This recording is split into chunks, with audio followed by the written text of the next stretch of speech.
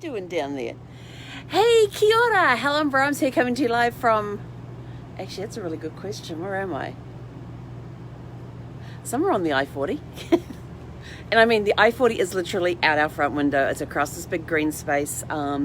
Just trying to see, because we went outside just before, and it was like 80. They said it was like 84 degrees, but felt like 91. It was as humid as I was looking for the rain.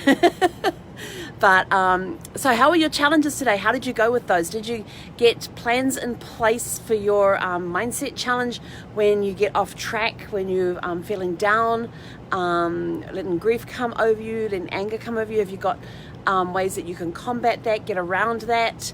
And then business, what processes and procedures do you have in place for when things go wrong? How do you do your evaluations and stuff? Because things will always go wrong. And when they go wrong, you've got to have procedures and processes in place to help you get through that time and help you get off both a lot quicker and faster.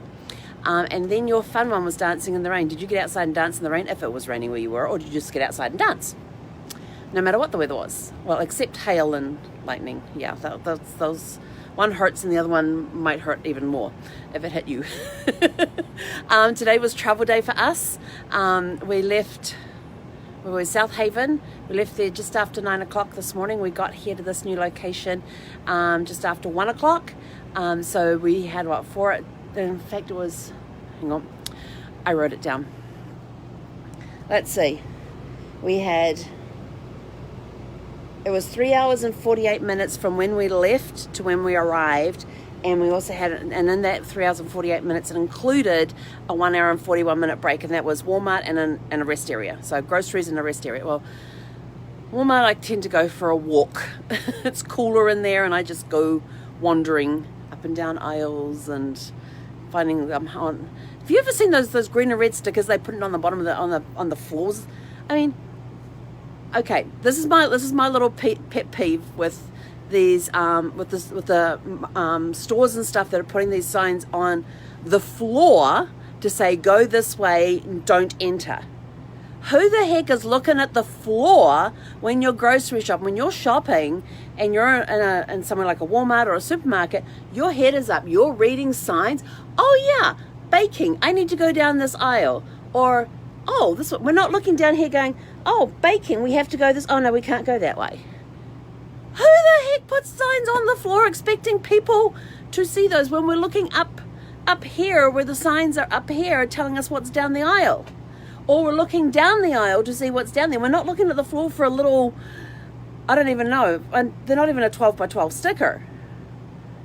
I mean, I have a 12-inch stick up on my door, and I've got another one here, which are big, but these ones, and it's sort of like half, and then I just happen to glance down every now and again going, oh, damn, I'm going the wrong way. Again.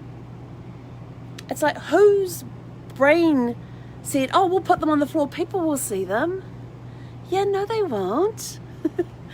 I know from experience, because I'm looking up here at the signs to see, oh, which lane do I need to go down to get whatever it is I need to get?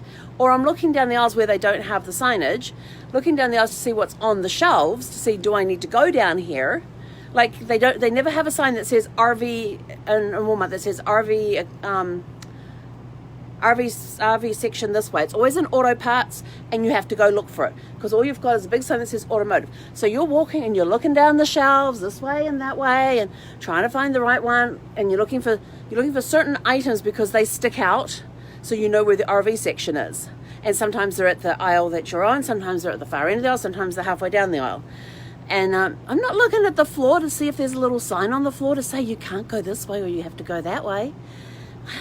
Whose bright idea was it to stick stickers on the floor? They're only like,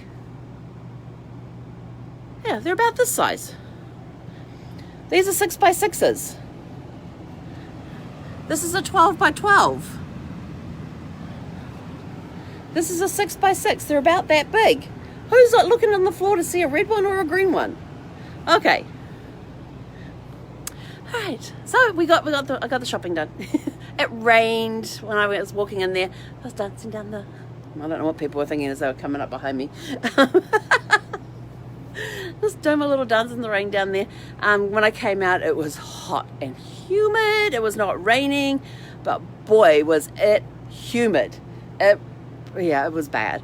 So finally got everything in into the RV, got everything put away so we could, at least drive. And then we took off. But that was the only rain, and we had a lot of heavy downpours and all that. But then once we left Walmart, we had nothing but wind. All the way, no rain, just wind, and it seemed to be coming head on, which was kind of made it interesting for driving. So yeah, there was a little weaving going on, a little side burst would get you and would weave a little more, and but we finally got here, and there was a rest area up the road there, and I was thinking, oh, do I need to, and I was like, oh, rest area, no, I don't need to stop, but thank goodness, because it had a sign that said closed underneath it, so I wouldn't have been able to stop anyway, but it's only 6 miles up the road. I figured, I can wait 6 miles. And we got down, and they'd actually called us. So Donna from the campground here had called us. So this campground and the next one are very interesting because they have no office to check in. They actually call you on the day. It's done by what do they call it? Southern Gentleman Agreement. The equivalent of a Southern gentleman's handshake. That's their bond, their word type of thing. And so they call you on the day that you're supposed to arrive to see, are you still coming in, and tell you what site number you're going to be in. And then they come around later on in the day, and it's cash payment. Actually, she told me she'll take a credit card today, which she told me it was only cash and check over the phone. But it was more if you paid by credit card than if you paid by cash. So I actually got a $5 a night discount by paying cash. So, which was kind of cool. And so told me what site number I was in. I got here. You don't have to worry about which direction do I go? Because it's one way. It's this big loop that they have here. And in the middle of the loop, they have this big grass green area. No fenced off area for Gus to go running around in. But Sorry, Zeffy girl. For Zeffy to run around in. I don't know where Gus came from. Is it coming up? No, Gus anniversary is coming up. Huh. Must have been thinking of Gus for some reason. Anyway, so no space for Zeffy to go running off her leash, but she did have a good sniff around on the grass, and we had to go through some wet patches because there's a lot of standing water here. But I have to say this. Coming into the campground, it's all asphalt. All the sites are asphalt, pretty level. There are some that have like little divots in them where wheels have rested constantly, and it's kind of packed it down a little bit in those areas. But I got above those, got the jacks down, and we are level. I didn't have to put any leveling blocks out there. I parked the RV where I thought was good, went out, checked everything, put the feet down, and we are level. And it's not often we get a site where we're actually level, but we were level. But I'm going to show you and I'm not going to go outside because my camera will fog up on this thing. So this is looking out the back window here. Okay, see all that water standing out, all that water down there? Hang on, I don't know if you can, there we go, is that better? Can you still guys see that? Okay, that water was almost completely up against the power post there when I hooked up today. So it has gone down a little bit. So there is a actual dry area that you can stand on there. But yes, I got my power hooked up in my water, and the water, when I had to stand with my feet on the asphalt leaning across with both hands trying to, I tell you, that was an experience. You're leaning across, you can't put your feet down there because there's all this big puddle of water there, and your shoes will get all wet. And you've got to use two hands to put the hose onto the thing, because one hand to hold the hose, the other one to screw the piece on. And yeah, it was an interesting experience, but we got there. We just had to remember which way we had to spin the little thingamy-bob. And of course, then I I got the water all hooked up, because I keep my water hose on this just in the under the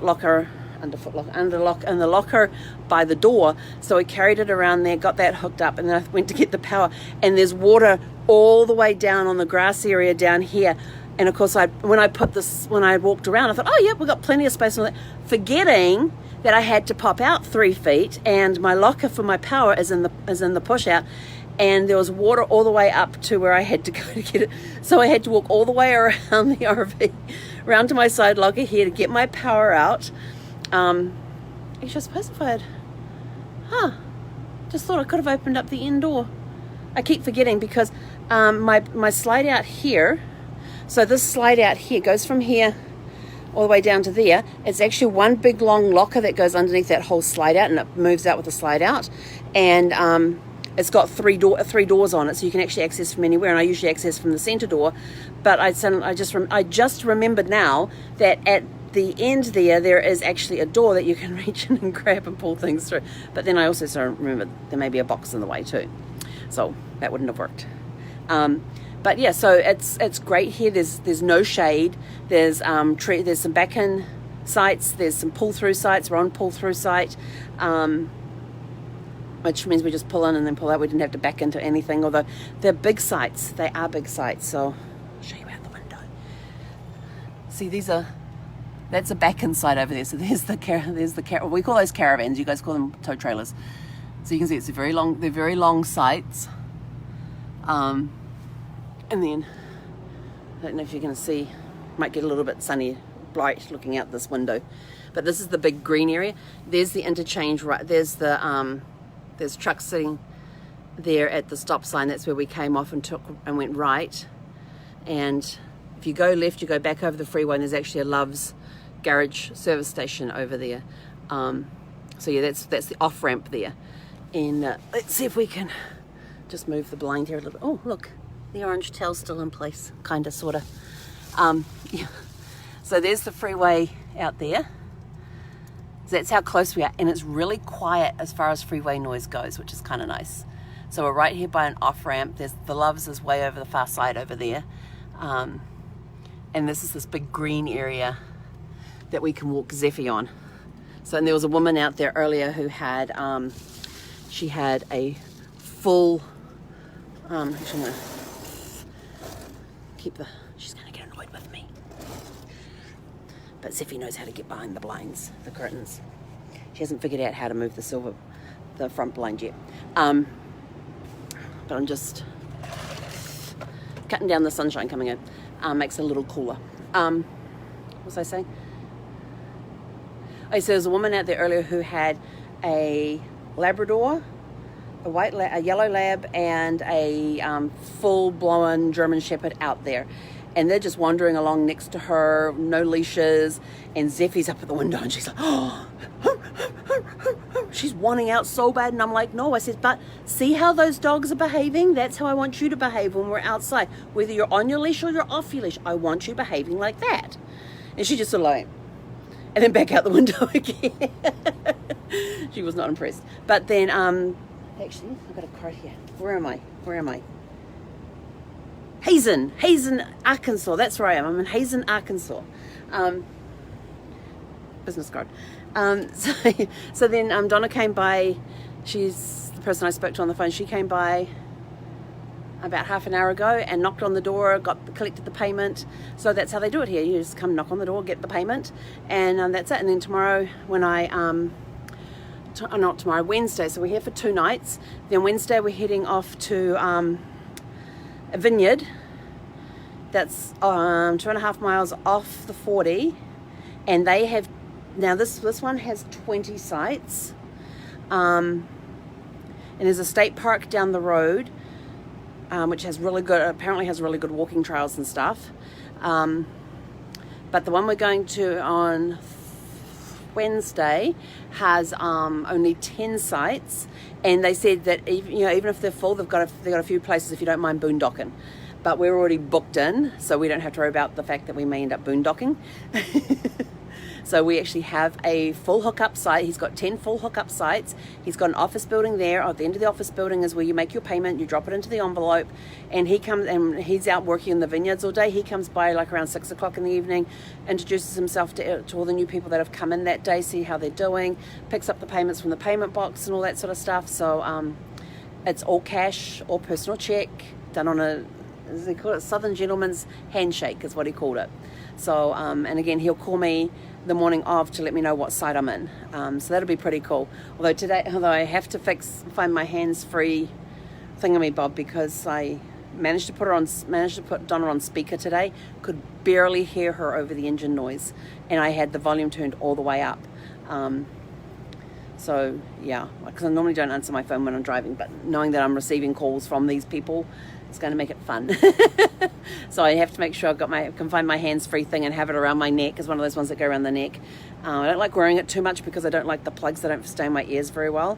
But at least then I can have it handy for if they call again. But it will make it a lot easier. I really wish they had Bluetooth in this thing. That would be even easier. In fact, that's on my wish list for the next vehicle. For Sparkles 2.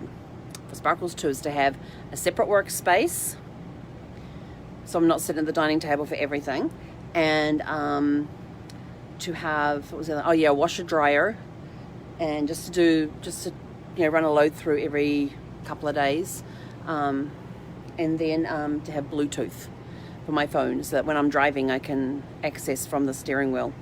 Would be nice.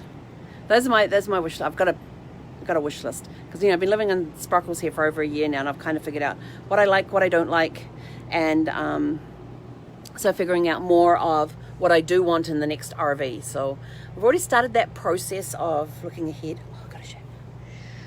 This is very quiet. Look at this. Oh, she opened. Oh, hey, sweetie girl.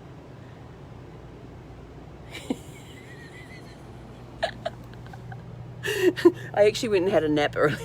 I was just sitting relaxing, and I kept finding myself nodding off. The problem when I nod off in the recliner is that you're more upright than you are reclined. To actually fully recline in the recliner.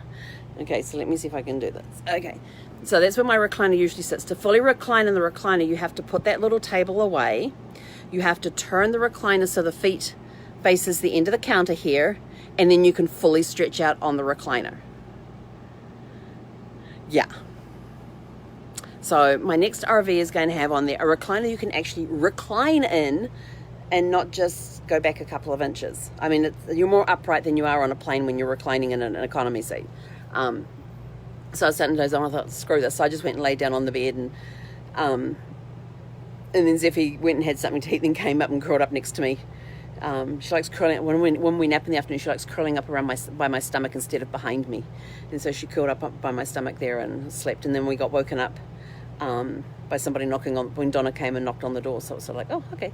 But naps are delicious. And good things to do, because sometimes you just need to have a break from everything with nothing, and just close your eyes and just not think about anything or do anything. So if you want to take naps, then take a nap. It's not a problem. And it's very refreshing.